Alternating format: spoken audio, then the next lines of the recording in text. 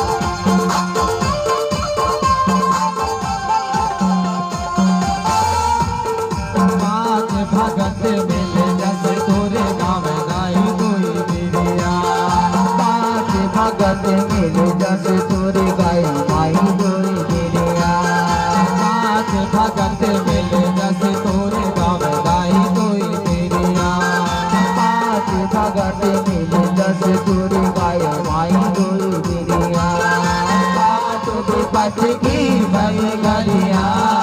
पाठ भी पट की भई गरिया आई कोई विधिया करे भगत हो आरती माई कोई विधिया करे भगत हो आरती माई कोई विधिया करे भगत हो आरती माई कोई विधिया करे भगत हो आरती माई कोई विधिया मैया कोई विधिया मैया कोई विधिया मैया कोई विधिया मैया कोई विधिया मैया कोई विधिया मैया कोई विधिया मैया कोई विधिया बोल सच्चे दरबार की जय हो। माता रानी के